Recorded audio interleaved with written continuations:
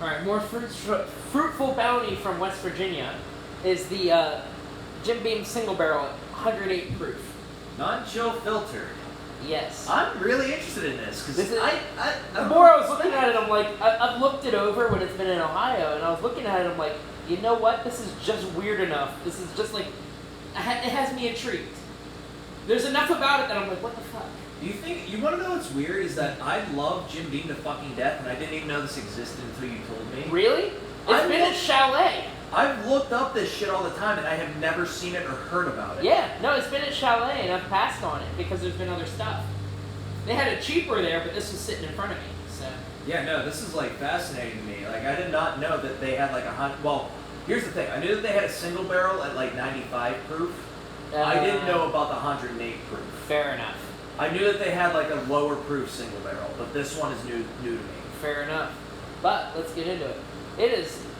It actually has a lot of. It's dark. It's definitely dark. It's oily. Like this is almost like maple syrup, like light maple syrup brown. It really is. It's beyond amber. Ooh, I love the smell of it. It smells floral, sweet.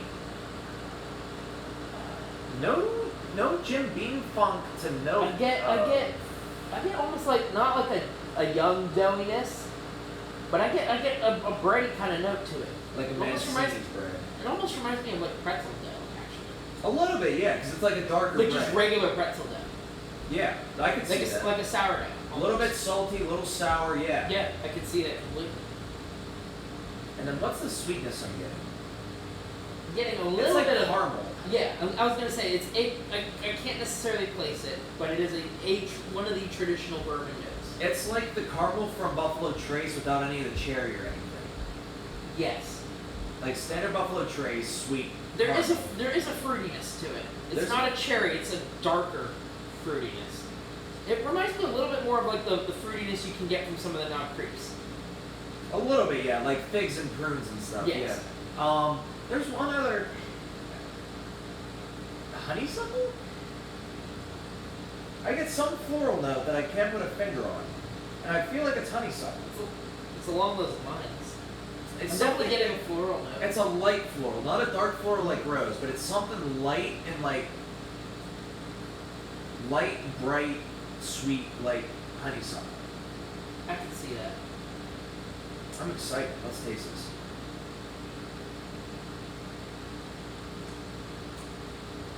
Ooh. It has a different world.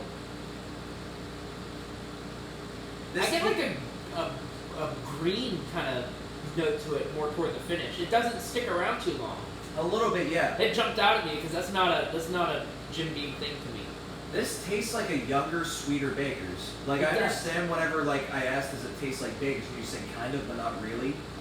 It's definitely sweeter, and it's definitely younger than Baker's, but it has that, like, same tobacco, leather finish, but it also has that greenness on the finish, too. There's a greenness. It has a little bit of some kind of creamy note that lasts through. Not super heavy. It's like a vanilla cream or like a vanilla pudding almost. It was almost like... It's almost like a buttercream to me. I would say a high quality buttercream, yes. Yeah. Yeah, I can see that. Because it has, I want to say vanilla cream, but it has a little, I don't want to say a darkness, but it has more to it than that. A little more richness. Yes, richness, that's the word. I'm glad that I bought this bottle too. I was like, because I didn't want to leave empty-handed. I'm like, everything I want is like $80, and I'm like, I don't know that I want to spend $80 since I'm buying that tequila too. And I'm like, I was thinking about it, like, you know what, this is worth a try. That or the Old Granddad 114, but I've had that, and I was like, I want to try something different from a distillery I like. And so this was a good choice. Like, I think so. I mean, after the taxes, it ended up being like 47 or so, which is a little bit high, but like. Are you happier with this than you would be the Old Oak?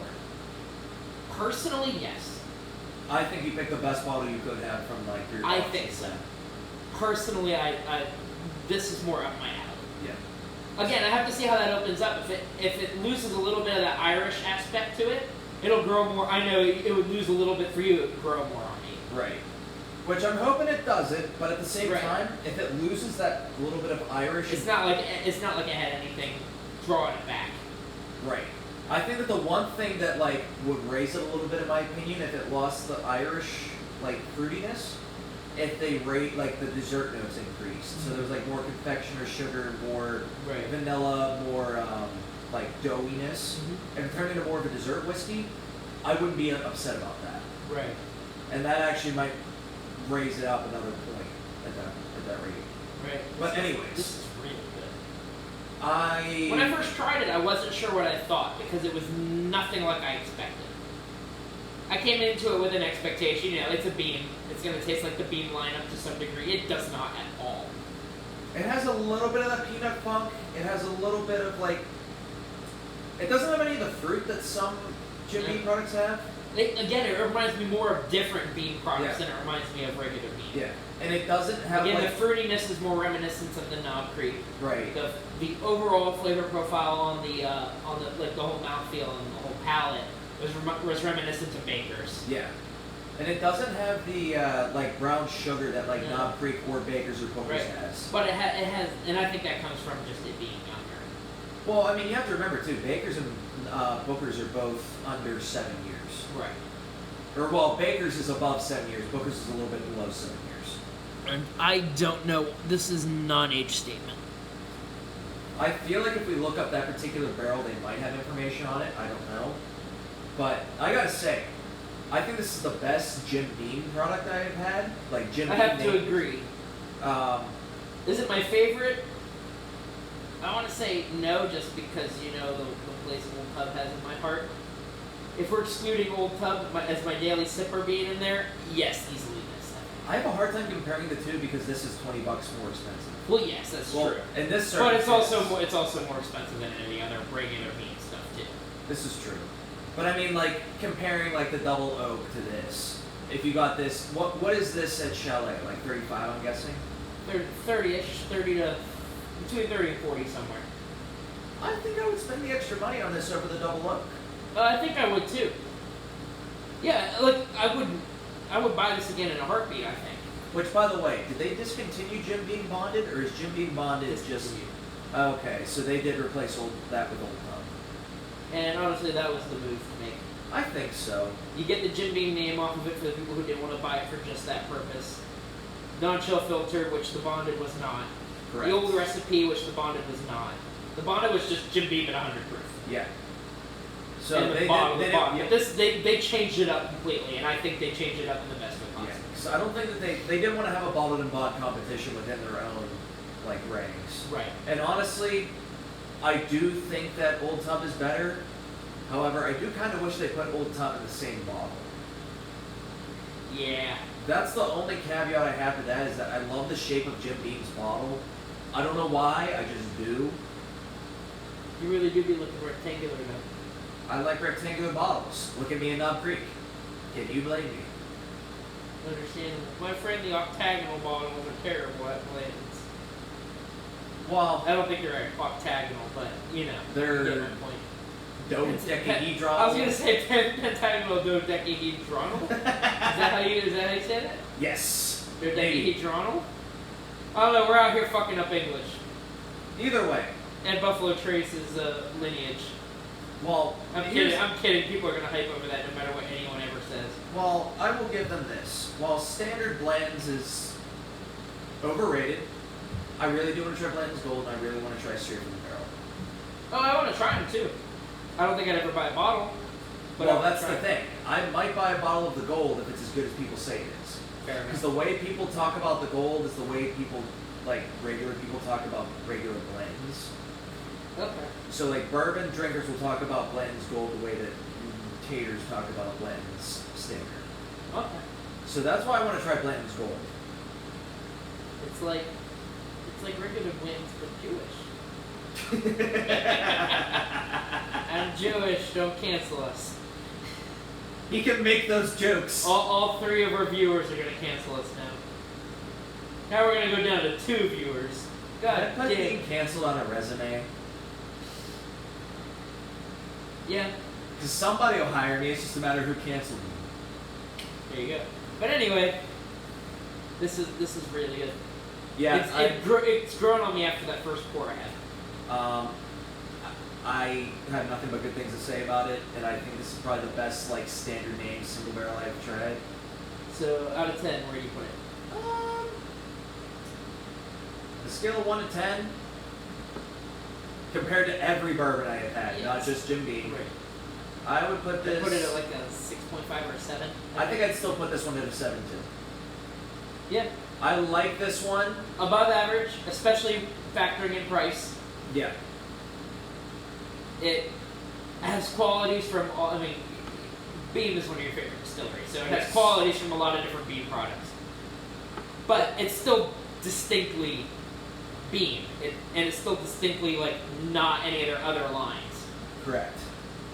If you told me this was like a Baker or something, I probably wouldn't believe you. Yeah, it's missing that. Yeah. It's missing the age that makes Bakers. Yes. It really is. Yes. But that being said, being 3 years younger than Baker's isn't necessarily a bad thing, because this is pretty fucking tasty still. It's sweeter. This is much sweeter than Baker's, and I like. What I need to know is if they've done store picks of this. That's a good question. Because if they have, I need to find one, because I wonder if they're aged longer, or if they have an age statement at that point. I feel like you can look up the age of these bottles online, because like there's a lot of distilleries that do that, where if you look up a barrel number, they'll give you the info on it. This is true unless you're Buffalo Trace, then you either have it listed on there, or you decide that the taters can tater. Let the taters tater. Did you see the ad on our bourbon that Buffalo Trace made? It's the most out of touch fucking ad I've ever seen. I'll show it to you in a minute. Understandable. Anyway, let's wrap this up. 108 proof, non-filtered, Jim Beam. I think it ticks the boxes. 7 out of 10. Love it. Yeah. There's better stuff in it, but I have no complaints about this. Again, keeping in mind what we've said in other videos is a 10. This being a 7 says a lot of good It's respectable. Yes. Yeah. A 5's fucking respectable. Like, yeah, no, a 5 I will happily drink. Yeah. And hell, there's stuff lower than that you'd happily drink, you just probably wouldn't replace. Like. Yes. Yeah. Yeah. 100%, yes. There we go.